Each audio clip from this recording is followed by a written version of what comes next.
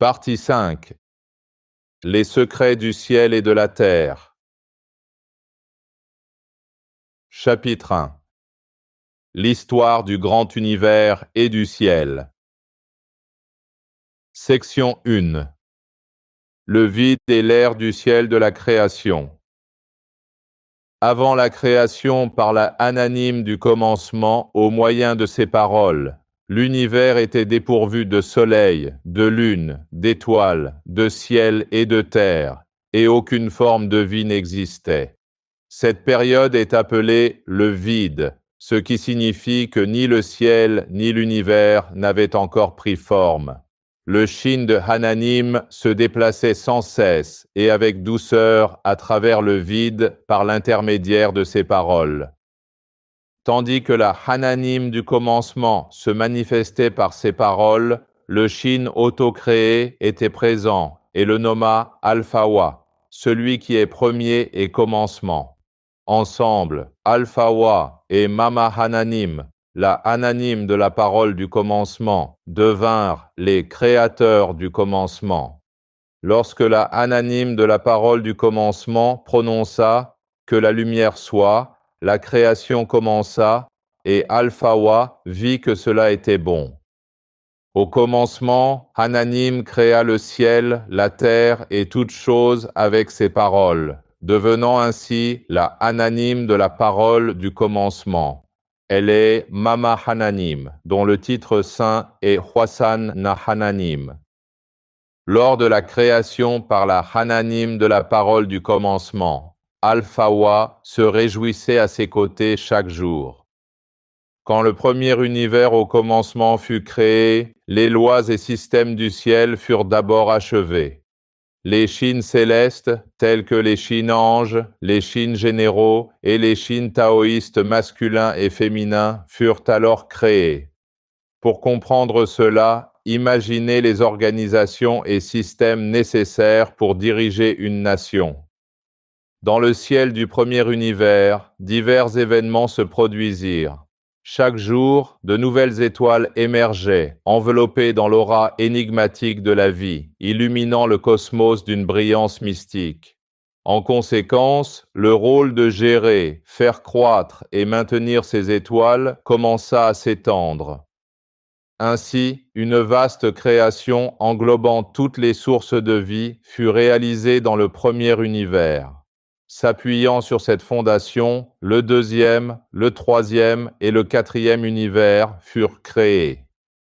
Durant cette période, le ciel créa non seulement des Shin célestes, mais aussi des Shin de forme animale. Les Shin célestes furent façonnés avec beauté et grâce pour correspondre à leurs fonctions, tandis que les Shin de forme animale furent créés en adéquation avec leur propre rôle, reflétant pleinement la volonté et l'amour du ciel. Alors que les Shin célestes furent créés pour administrer les affaires célestes grâce à leur sagesse et leur domaine de compétence, les Shin de forme animale furent jugés plus adaptés à la gestion des nombreuses étoiles nouvellement nées en raison de leur forme colossale et de leur grande puissance.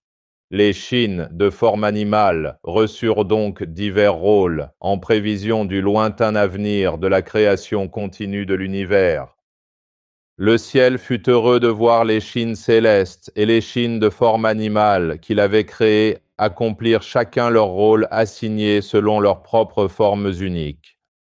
Le ciel crut que, malgré leurs apparences et rôles différents, ils vivraient en harmonie, gérant et faisant fonctionner les nombreuses étoiles de manière paisible et magnifique. Du point de vue du ciel, de nouveaux univers seraient créés l'un après l'autre, promettant un temps long, infiniment long et sans fin, jusqu'à ce que les Shin de forme animale, dans le quatrième univers, deviennent un groupe de traîtres. Le ciel aima la croissance robuste des Shin de forme animale depuis le premier univers. Alors que les Shin célestes furent créés comme l'incarnation de la beauté, les Shin de forme animale furent créés pour représenter la diversité et l'harmonie, tout selon la volonté du ciel. Alors que la création des premiers et deuxièmes univers progressa, les Chines de forme animale grandirent rapidement et s'efforcèrent d'accomplir leur rôle correctement, ce que le ciel considéra comme très bon et pleinement satisfaisant.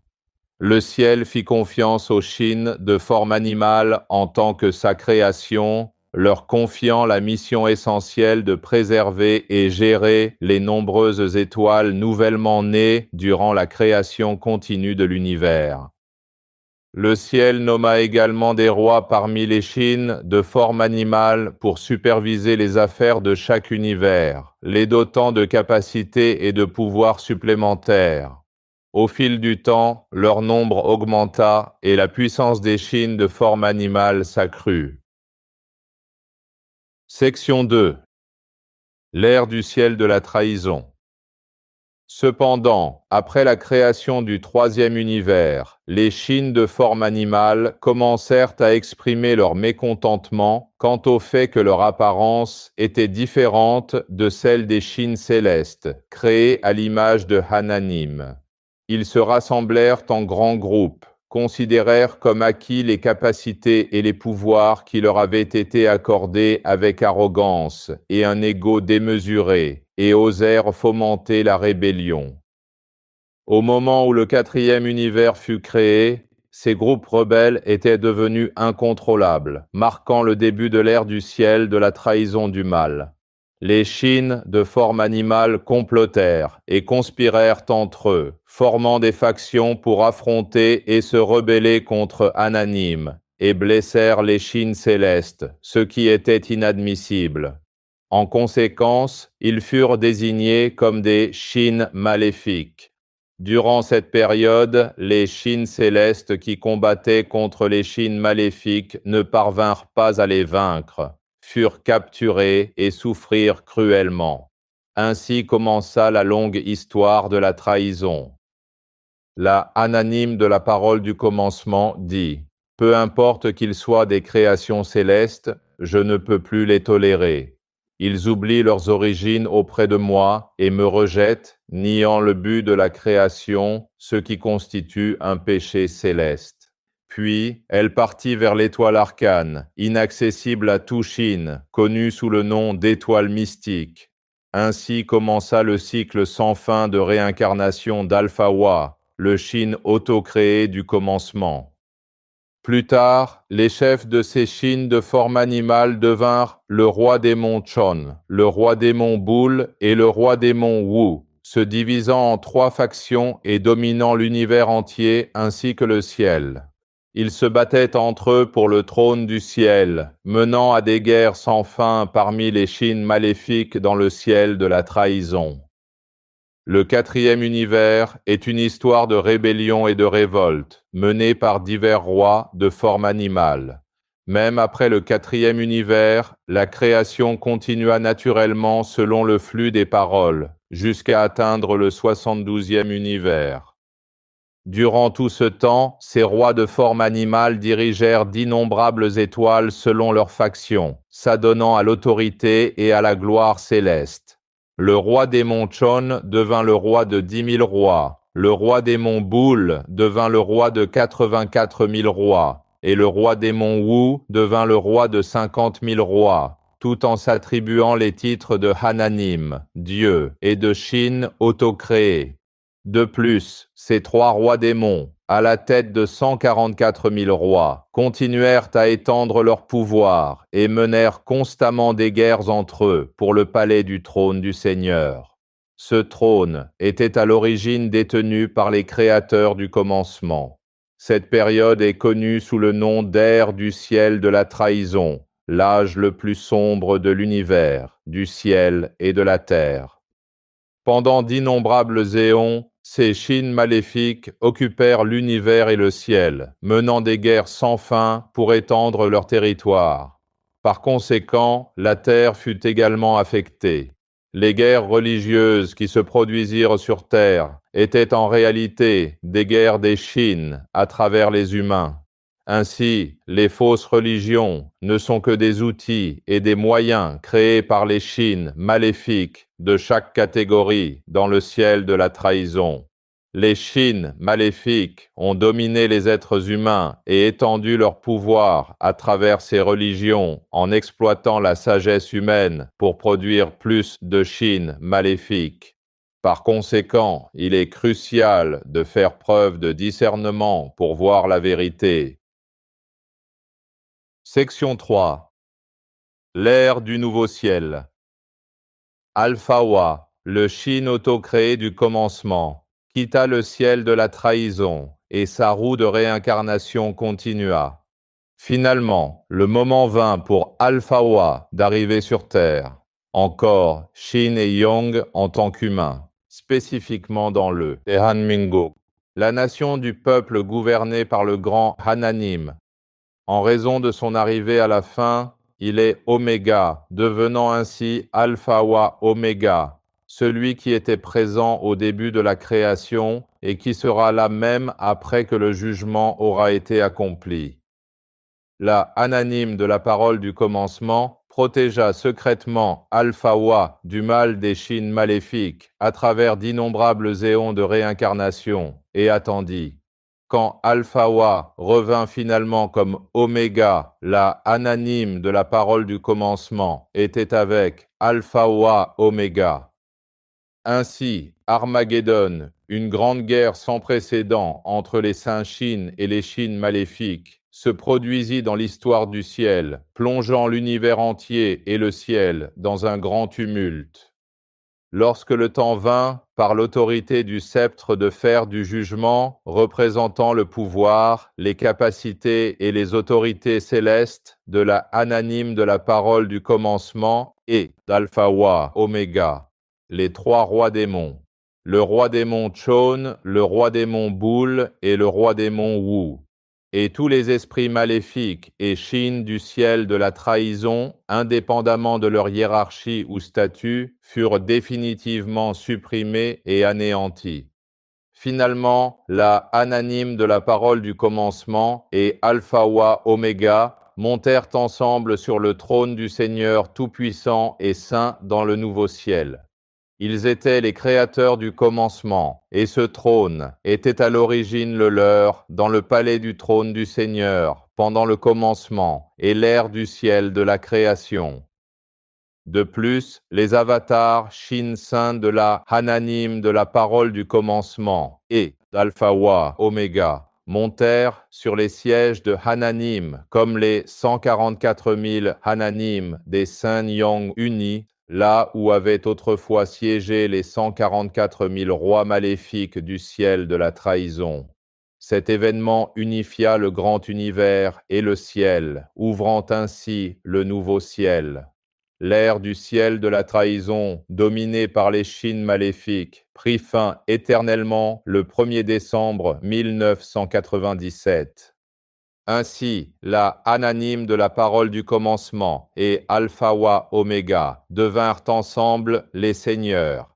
Les 12 Hananim et les 144 000 Hananim des saints Yang unis devinrent les Chonjishinmyeong Hananim, Hananim les plus lumineux au ciel et sur terre dans le nouveau ciel. La Gwanseum Miséricorde Hananim monta sur le siège de la Chil-Sang, grand ours Hananim, déterminant la longévité et la fortune.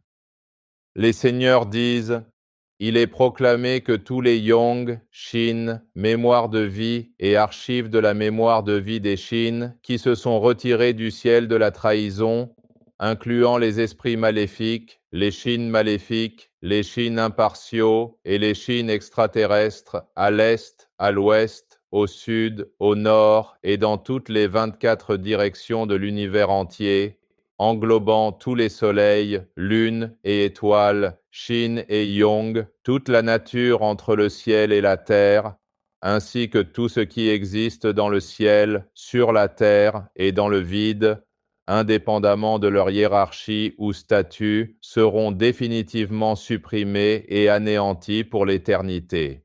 Seuls les saints Yong et saints Shin existeront éternellement. Cette déclaration assura qu'il n'y aurait plus de trahison.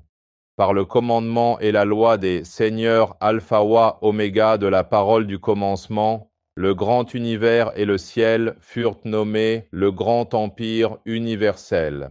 Avec le commandement céleste du grand empire universel, les lois célestes du grand empire universel entrèrent en vigueur, voire les lois célestes du grand empire universel, dans la partie 7. Alpha wa Oméga 20O, Tehanmingo. La nation du peuple gouvernée par le grand Hananim, encore, Shin et Yong en tant qu'humain, atteignant le Dao céleste par lui-même et unifiant le grand univers et le ciel. Finalement, il monta sur le trône du Seigneur, accomplissant ainsi le nouveau ciel. Par conséquent, le Dao de Dehan devint le Dao du nouveau ciel.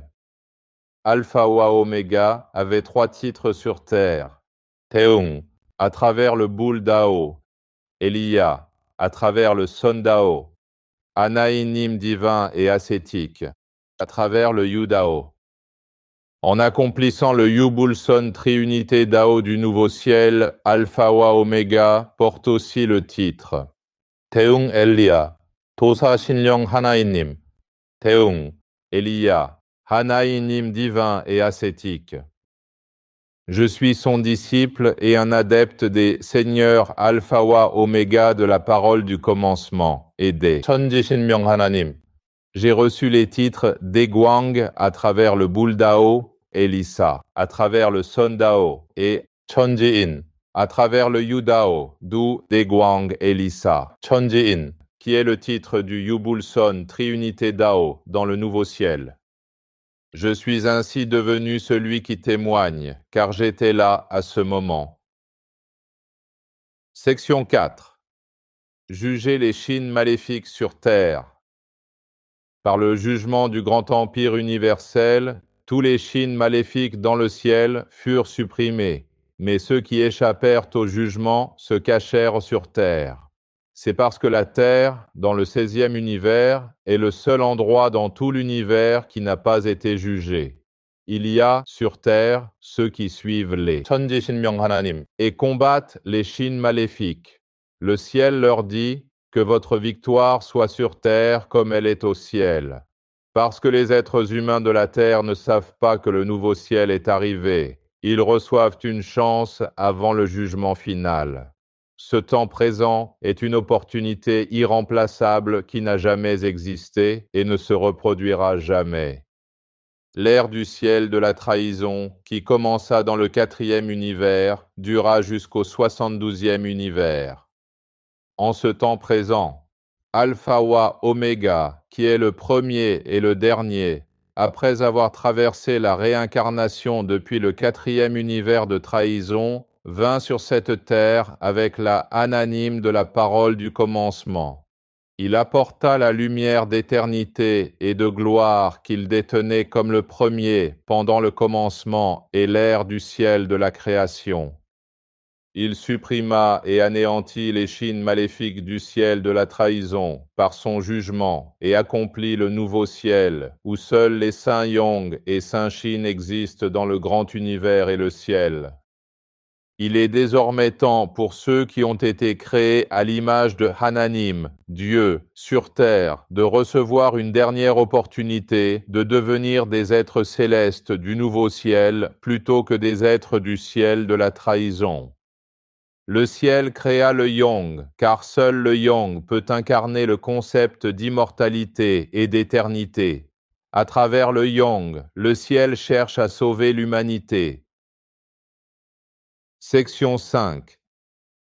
L'histoire de la Terre. Au commencement, la ananime de la parole du commencement créa la Terre et divers organismes, puis créa les humains à son image. Elle dit alors aux humains, « Soyez féconds, multipliez, remplissez la terre et soumettez-la. » Genèse chapitre 1 verset 28, Bible catholique, Crampon 1923. Signifiant qu'elle fit des humains les seigneurs de toutes choses. Les humains de l'ère du ciel de la création étaient beaux, pourvus d'ailes comme les anges.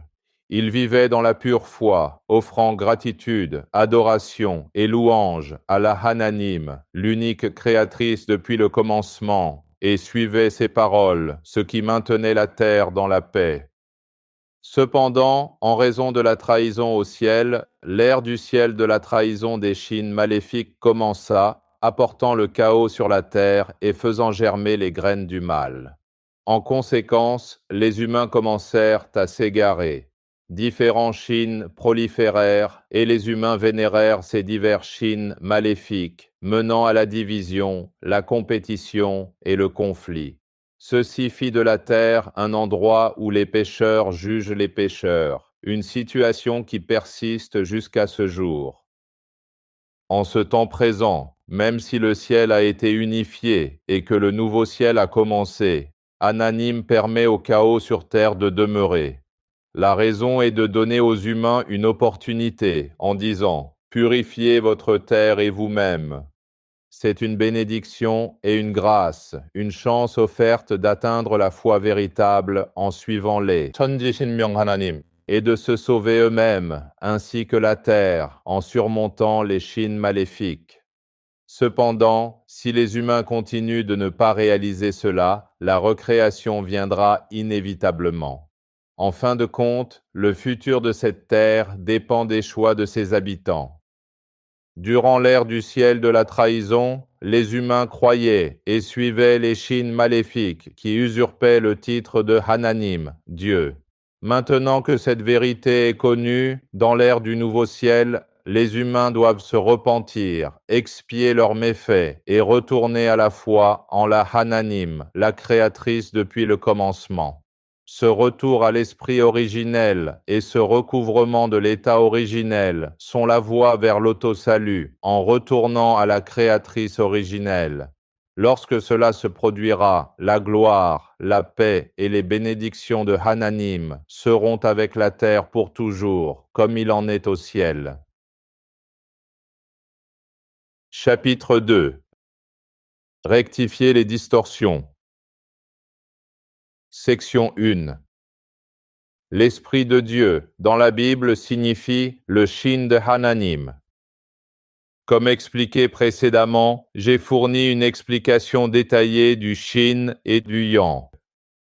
La Genèse chapitre 1 verset 2 indique, selon la version crampon, la terre était informe et vide, les ténèbres couvraient l'abîme, et l'Esprit de Dieu se mouvait au-dessus des eaux.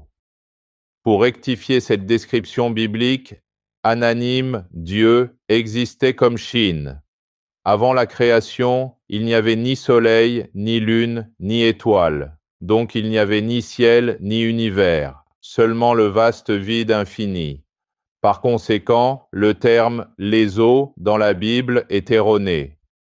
Dans le vide, il n'existait ni haut ni bas, ni avant ni arrière, et il était plongé dans une obscurité totale, profonde et infiniment vaste. Ainsi, l'expression biblique « se mouvoir au-dessus » fait en réalité référence à la manière dont le Shin de Hananim s'écoulait et se répandait dans le vide par l'intermédiaire des paroles. Section 2. Le secret de la Genèse. Je vais clarifier les différences entre les récits de la création dans les chapitres 1 et 2 de la Genèse. Dans la Genèse 1, la Ananim de la parole du commencement créa toutes choses par ses paroles et façonna les humains en dernier. Elle créa les hommes et les femmes, leur accorda sa bénédiction et leur dit « Soyez féconds, multipliez, remplissez la terre et soumettez-la, et dominez sur les poissons de la mer, sur les oiseaux du ciel, et sur tout animal qui se meut sur la terre. » Genèse chapitre 1 verset 28, Bible catholique, Crampon, 1923. Elle ajouta « Voici que je vous donne toute herbe portant semence à la surface de toute la terre, et tout arbre qui porte un fruit d'arbre ayant semence, ce sera pour votre nourriture. » Genèse chapitre 1 verset 29. Bible catholique, Crampon, 1923. Les êtres humains de cette époque ressemblaient aux humains d'aujourd'hui, mais étaient des créatures magnifiques dotées d'ailes, semblables aux anges. En revanche, dans la Genèse 2, le Shin Jéhovah façonna d'abord un homme à partir de la poussière de la terre, puis planta un jardin en Éden, et y plaça l'homme qu'il venait de former. Il fit ensuite pousser de la terre toutes sortes d'arbres, puis modela à partir du sol toutes les bêtes des champs et tous les oiseaux du ciel, qu'il amena à Adam pour qu'il leur donne un nom. Enfin, il créa une femme à partir de la côte d'Adam. Ainsi, la création par la ananyme de la parole du commencement dans la Genèse 1 et celle opérée par le Shin Jéhovah dans la Genèse 2 sont fondamentalement différentes. Dans la Genèse 1, la ananyme de la parole du commencement créa le premier univers, vaste et illimité. En revanche, dans la Genèse 2, le Shin Jéhovah était un Shin qui choisit et gouverna le peuple juif sur une partie de la terre dans le 16e univers. La ananyme de la parole du commencement créa tout ce qui existe entre ciel et terre. À mesure que ces paroles s'écoulaient, un univers donnait naturellement naissance à un autre, poursuivant ainsi jusqu'au 72e univers, même après la trahison survenue dans le 4e univers. La réincarnation se manifesta durant tout ce processus. Par conséquent, nous devons reconnaître qu'il n'existait pas de véritable créateur durant l'ère du ciel de la trahison qui a succédé à celle du ciel de la création, époque où la ananyme de la parole du commencement avait accompli la création originelle. Jusqu'à présent, les plus hauts Shin du ciel de la trahison, tels que le Shin Jéhovah, ont été vénérés sur terre en tant que créateurs. Cependant, dans l'ère du nouveau ciel, ils devraient plutôt être considérés comme des Shin dirigeants. Par ailleurs, puisque tous ces Shin qui dominaient la terre ont désormais abdiqué, le monde terrestre des Shin est en pleine transformation. À cette époque, le Shin Néphilim gouvernait le Moyen-Orient, tandis qu'Israël était sous l'autorité du Shin Jéhovah. Cette différence dans la gouvernance spirituelle explique pourquoi il y eut des guerres et des conflits incessants entre Israël et les pays du Moyen-Orient, chacun relevant de l'autorité de Shin, dirigeants différents. La Genèse chapitre 6 verset 4 nous dit: les géants étaient sur la terre en ces temps-là. Ces géants désignent les peuples gouvernés par le Shin Néphilim, qui étaient les habitants du Moyen-Orient. Un fait crucial à comprendre est que le Shin Néphilim s'établit au Moyen-Orient et gouverna ces peuples environ 3 millénaires avant l'arrivée du Shin Jéhovah. Ainsi, par la suite, le Shin Jéhovah, arrivé plus tard, choisit une modeste tribu nomade dans une région du Moyen-Orient, laquelle allait devenir le peuple juif. C'est pourquoi Ésaïe, chapitre 44, verset 6, dit « Ainsi parle Yahweh, le roi d'Israël, et son Rédempteur, Yahweh des armées. » Bible catholique, Crampon 1923. Le nom Yahweh fait directement référence au Shin Jéhovah. Les Shin mythiques de chaque nation sur Terre sont en réalité les Shin qui règnent sur ces territoires. Puisque les Shin dirigeants varient selon la région et le pays, ceux vénérés par chaque civilisation diffèrent nécessairement. Par exemple, le Shin qui règne sur la Chine est le Shin Fuxi, tandis que le Shin qui gouverne le Japon est le Shin Amaterasu Omikami. Section 3. L'univers et le ciel. Dans l'ère du ciel de la création, le premier univers fut créé initialement, et à partir de celui-ci, les univers engendrèrent d'autres univers, conduisant jusqu'au 72e univers. Parmi tous ces univers, nous appartenons au 16e. D'innombrables éons séparent chaque univers, et le ciel d'un univers comprend 20 plans célestes, disposés selon un ordre hiérarchique. Cela signifie que depuis notre Terre jusqu'au 15e univers, on trouve ciel par-dessus ciel, et au-dessus encore, un autre ciel, se poursuivant ainsi jusqu'à 20 plans célestes. Par conséquent, si l'on calcule le nombre de cieux entre le premier univers et le 16e univers où nous résidons, on compte 300 plans célestes. De plus, au-delà du 16e univers, d'autres univers continuent de s'étendre, rendant la taille de l'univers et le nombre de cieux véritablement au-delà de toute imagination humaine. Les humains n'ont même pas atteint la limite d'un seul plan céleste dans le 16e univers. Comment osent-ils alors débattre avec insouciance du grand univers et du ciel, comme s'ils en connaissaient tous les mystères? Jusqu'au 10e plan céleste, l'univers est gouverné par l'empereur de Jade et l'empereur du 9e plan céleste. L'empereur de Jade réside au premier plan céleste, qui constitue la première porte du ciel, tandis que l'empereur du 9e plan céleste habite au 9e plan céleste. Au-dessus d'eux se trouve le ananyme de l'empereur de Jade et le ananyme de l'empereur du 9e plan céleste. Au 20e plan céleste réside le ananyme du 16e univers.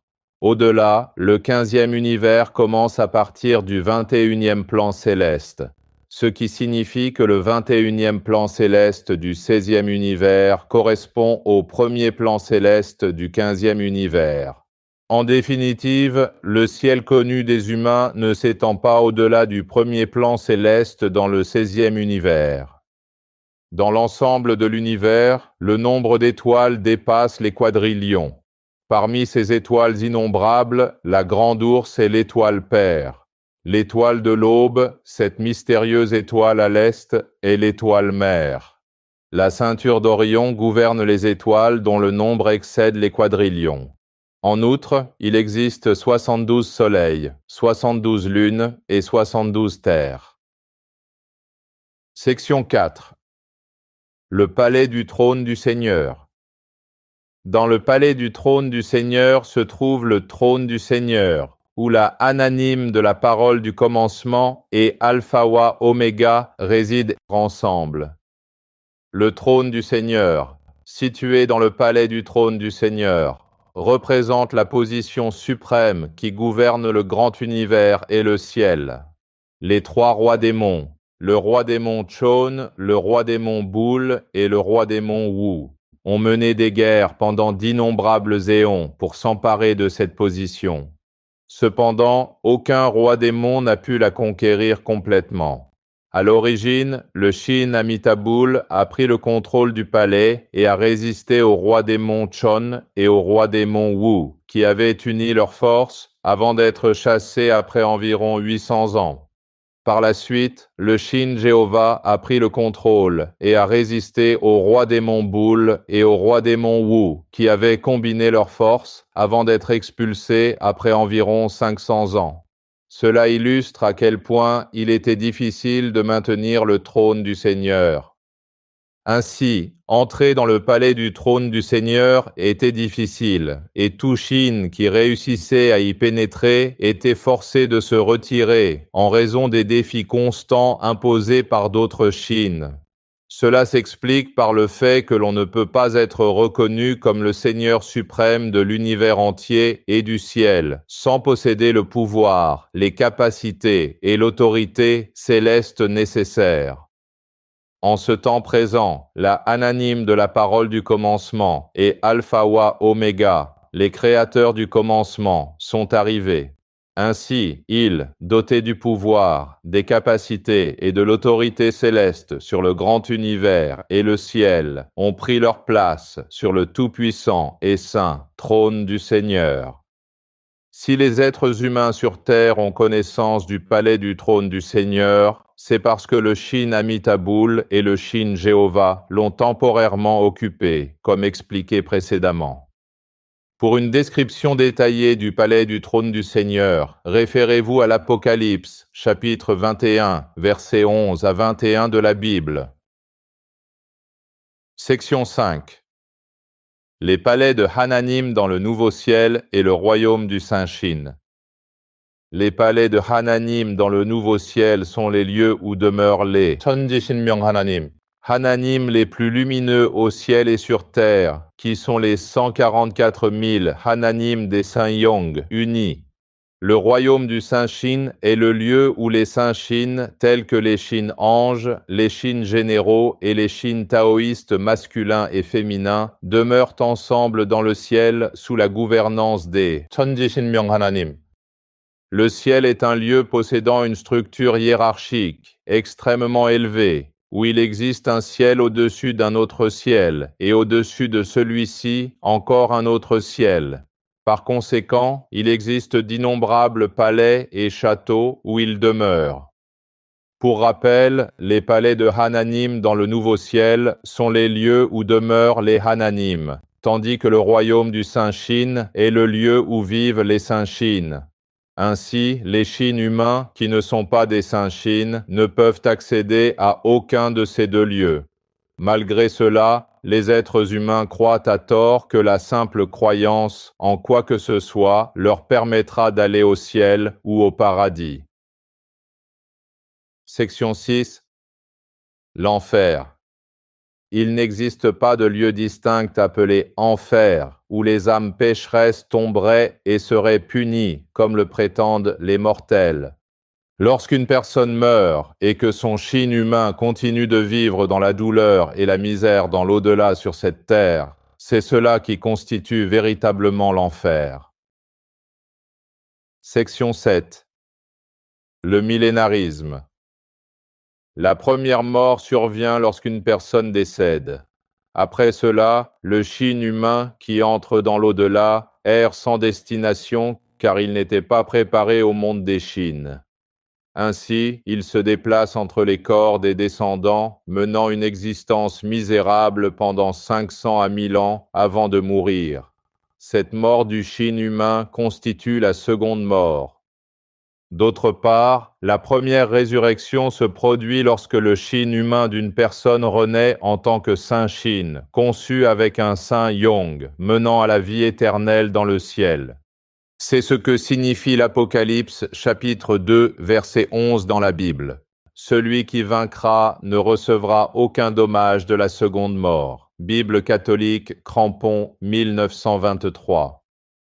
Il n'existe pas de millénarisme où l'on vivrait pendant 1000 ans dans un royaume établi sur terre.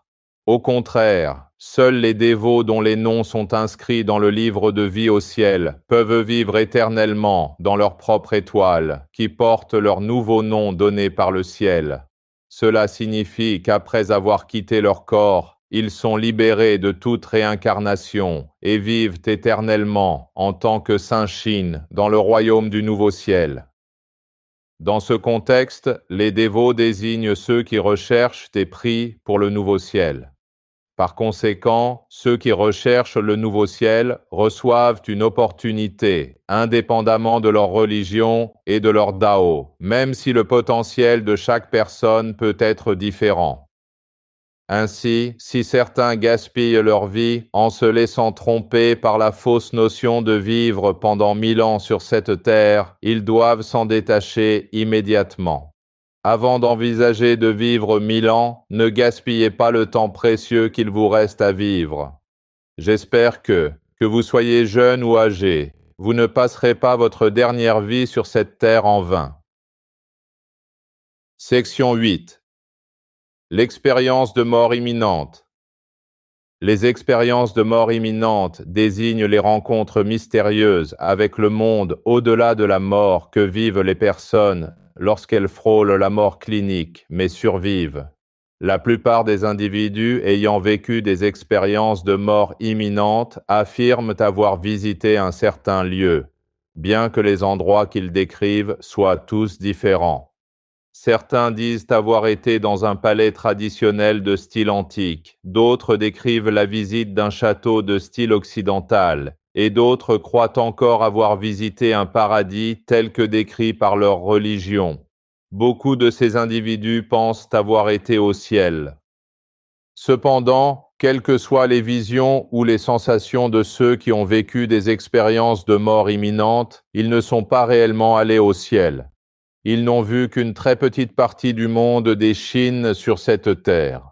De plus, ils ne l'ont pas vu sous sa forme véritable, mais l'ont expérimenté selon des scénarios élaborés par des Shin maléfiques. Telle est la réalité des expériences de mort imminente. Dans le monde des Chines, les humains n'ont aucun pouvoir, ce qui rend très facile pour les Chines maléfiques de présenter des visions sacrées et splendides à ceux qui traversent ces expériences. Pour voir la véritable nature des autres Chines, il faut posséder la capacité d'un Chine. Comme les humains ne possèdent pas cette capacité, ils ne voient, n'entendent et ne ressentent que ce que les Chines leur permettent de percevoir. Comme mentionné précédemment, il existe des Chines maléfiques sous forme de divers animaux dans le monde des Chines. Mais les considérer comme un groupe d'animaux sauvages se déplaçant en meute serait une idée erronée. En tant que Chine, ils sont bien supérieurs aux humains et peuvent facilement accomplir des choses que les humains ne peuvent même pas imaginer. Ces Chines maléfiques, selon leurs capacités, vivent dans des châteaux, des palais et des demeures incroyablement opulents qu'ils ont secrètement construits sur cette terre. Si les personnes décrivent des lieux différents lors de leurs expériences de mort imminente, c'est qu'elles ont visité divers domaines appartenant à différents Chines. En définitive, aussi sacré que puisse paraître l'endroit entrevu pendant ces expériences, il ne s'agit pas du véritable ciel. De même, quelle que soit l'intensité éblouissante de la lumière qu'elles ont suivie, ce n'est pas la lumière du ciel. Les adeptes d'une religion sont connectés aux Chines qui gouvernent leur foi. Ainsi, lors d'expériences de mort imminente, ils peuvent apercevoir les symboles qu'ils vénèrent ou rencontrer des visions semblables au royaume céleste qu'ils ont imaginé et auquel ils croient. Ils sont alors enclins à penser que ces lieux majestueux et énigmatiques représentent le véritable ciel. Parfois, ils voient même des Chines maléfiques qui se font passer pour les prophètes qu'ils suivent. Méconnaissant cette réalité, ces personnes peuvent développer des convictions erronées à la suite de ces expériences. Quelle que soit leur vision ou sensation, il ne s'agit que d'une illusion créée par les Chines maléfiques de cette terre. Par conséquent, l'importance des expériences de mort imminente ne réside pas dans leurs détails spécifiques, mais dans la prise de conscience que le monde des Chines existe même après la mort. Comprendre ce fait est crucial pour apprendre comment se préparer et s'efforcer de vivre dans le monde des Chines. Section 9. L'idole. Une idole est une figure artificielle fabriquée à partir de matériaux tels que le bois, la pierre, le métal ou l'argile, représentant un objet de vénération humaine. La plupart des croyants placent des images qui symbolisent l'objet de leur croyance. Cependant, vous ne devriez pas vous incliner devant ces idoles ni leur adresser des prières. En effet, diverses catégories de Chines maléfiques résident souvent à l'intérieur de ces représentations, trompant, exploitant et asservissant les croyants. L'idéal serait que des Chines sacrés et bienveillants habitent ces idoles. Malheureusement, de nombreux Chines maléfiques, tels que les Chines de gobelins, les Chines de renards, les Chines de tigres, les Chines de démons, les Chines Satan et les Chines démons anges, s'approprient les prières des humains pour servir leurs propres desseins. Bien sûr, ces Chines pourraient procurer des expériences spéciales et mystérieuses ou offrir une aide pratique aux humains. Mais ce n'est pas tout. Comme le dit l'expression, on leur donne le petit doigt et ils prennent tout le bras. Ces Chines maléfiques offrent des avantages mondains et une certaine assistance dans une certaine mesure, mais en retour, ils prennent tout du point de vue des Chines. Vous devez être conscient de cette réalité. Dans le processus d'inclinaison ou de prière, les individus se connectent aux Chines maléfiques résidant dans l'idole. Par cette connexion, les Chines maléfiques prennent le ki vital de la personne et la soumettent. De plus, plus les individus se livrent à cette pratique, plus ces Chines maléfiques deviennent puissants et élargissent leur domaine. Finalement, parce que les humains ignorent la véritable nature des Chines, ils sont exploités à leur insu par ces Chines maléfiques. Il est donc crucial d'exercer un jugement éclairé. Section 10. Les jours fastes. Les jours sans perturbation des chines maléfiques selon la direction. Je vais expliquer le concept des jours fastes qui sont bénéfiques dans la vie quotidienne. Dans ce contexte, la perturbation fait référence au préjudice causé par les chines maléfiques en fonction de la direction, ce qui affecte négativement les personnes. Les jours fastes sont ceux durant lesquels on ne reçoit pas ces influences négatives venant de l'une des 4 directions, est, ouest, sud ou nord. Par conséquent, ces jours sont choisis pour des événements majeurs tels que les déménagements, les relocalisations, les mariages, les ouvertures de commerce et bien d'autres. Selon le calendrier lunaire, les jours fastes sont ceux dont la date se termine par le chiffre 9 ou 0. Cela inclut les 9e, 10e, 19e, 20e, 29e et 30e jours de chaque mois lunaire. Ils sont considérés comme des jours propices, libres des influences directionnelles. Lors d'un déménagement, vous placez vos meubles dans différentes directions et fixez des objets au mur à plusieurs reprises. Si vous ne tenez pas compte des orientations propices, vous risquez de subir des préjudices directionnels. C'est pourquoi certaines personnes choisissent des jours fastes pour leur installation, s'affranchissant ainsi de ces influences négatives et des préoccupations liées aux directions. À l'inverse, les jours néfastes sont liés à des préjudices directionnels qui affectent négativement les 4 directions, est, ouest, sud, nord, selon la date et votre emplacement. Bien que cela puisse paraître insignifiant, ces petites infortunes peuvent engendrer des problèmes plus graves. Connaître ces influences peut vous aider à éviter de tels désagréments lors de la planification d'événements importants. Par conséquent, lors d'un déménagement ou d'une relocalisation, ou lorsque vous déplacez des meubles ou des objets, notamment lorsque vous clouez des choses au mur, vous devriez éviter les jours néfastes. Par exemple, si vous déménagez vers l'ouest, les jours néfastes seraient les 5e, 6e, 15e, 16e, 25e et le 26e jour du mois lunaire. S'il est difficile de trouver un jour faste, vous devriez au moins éviter ces jours néfastes dans la direction concernée. Cependant, si la sélection des dates devient trop compliquée ou incommode, vous pouvez être flexible en évitant simplement de clouer des objets les jours néfastes dans la direction concernée. Voici un exemple concernant les préjudices directionnels. Il y a longtemps, une personne est venue me consulter pour une douleur à l'œil que les médecins ne parvenaient pas à diagnostiquer. La douleur persistante rendait difficile l'ouverture de l'œil. En observant avec ma vision spirituelle, j'ai découvert un chine de clou noir, une forme de chine d'objet, coincé dans son œil. Quand je lui ai demandé s'il avait récemment planté un clou dans un mur, cette personne a confirmé avoir enfoncé, quelques jours auparavant, un gros clou pour suspendre un cadre lourd. En vérifiant la date, j'ai constaté qu'il s'agissait d'un jour néfaste dans la direction concernée. Après avoir éliminé le chine de clou, le problème a été résolu. Cet exemple montre que même un acte aussi banal que planter un clou peut causer des préjudices s'il est effectué un jour néfaste. Les jours néfastes pour chaque direction, selon le calendrier lunaire, sont les suivants. Veuillez utiliser un calendrier lunaire pour vérifier ces dates. Est, 1er, 2e, 11e, 12e, 21e, 22e. Sud, 3e, 4e, 13e, 14e, 23e, 24e.